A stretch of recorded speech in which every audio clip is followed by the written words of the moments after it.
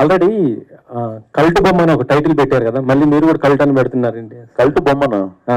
SK అంటే baby cinema చేసినటువంటి మేము రిజిస్ట్రేషన్ చేసుకున్నాం సార్. ఎవరి దగ్గర కల్ట్ లేదు, కల్ట్ బొమ్మ లేదు, హ్యాష్ కల్ట్ లేదు. అసలు కల్ట్ కి సంబంధించిన ఆల్రెడీ ఆయన అనౌన్స్ కూడా చేసుకున్నాడు. రిజిస్ట్రేషన్ నేను చేసుకున్నా కదా సార్. రిజిస్ట్రేషన్ అయితే నేనే చేసుకున్నా.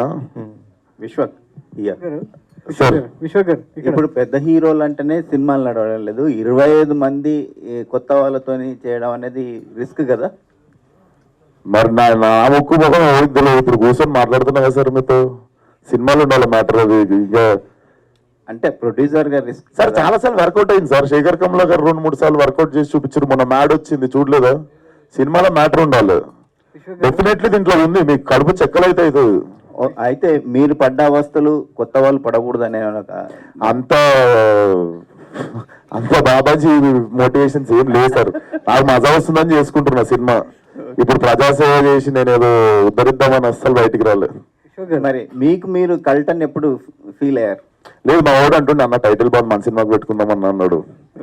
లేవరా ఉండిద్దాం, బాగుంది సినిమాకి బాగుంటుంది అని చెప్పి. మీ రియల్ లైఫ్ లో మీరు నేను కల్ట్ అని ఎప్పుడైనా ఫీల్ అయ్యారు? నేను ఫస్ట్ నేనే అవ్వాలి సార్, అప్పుడే మీరు నమ్ముతారు. నేను చాలా ఫీల్ అవుతుంటా సార్.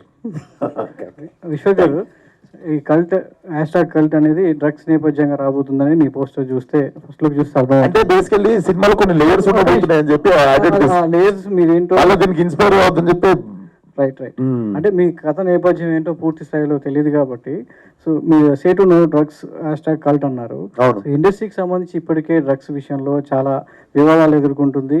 సో పోలీసులు కూడా ఇండస్ట్రీ పూర్తి సినిమాలో ఇలాంటి సన్నివేశాలు ఉన్నా కూడా పోలీసులు ఇప్పటికే వారించారు. ఈ నేపథ్యంలో సినిమా తీసి ఇండస్ట్రీలో ఉన్న ఇండస్ట్రీకి పడ్డ పేరు చెరిపేయడానికా, లేకపోతే ఇండస్ట్రీని ఇలాంటి సినిమాల ద్వారా ఇంకా ఇరుకున పెట్టడానికా విశ్వక్సేన్ ఈ cinema ఎత్తుకున్నారా?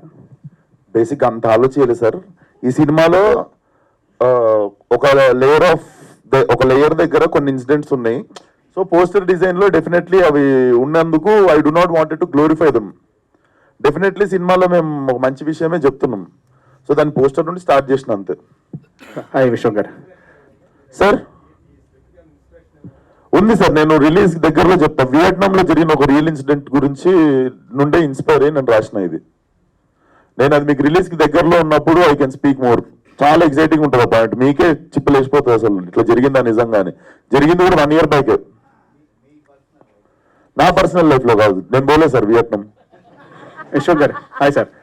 Say no to drugs అనేది గవర్నమెంట్లో వాడుతుంటాయి, గవర్నమెంట్ ఎక్కువగా ఇచ్చేసిన మెసేజ్ పెడుతుంటుంది. సో మీరు కూడా సే నో టు డ్రగ్స్ అన్నారు కదా, సో దీనికి మీరు ఏమైనా మెసేజ్ ఓరియంటెడ్ ఉందా లేదా పూర్లీ కమర్షియల్ సినిమా అనేది?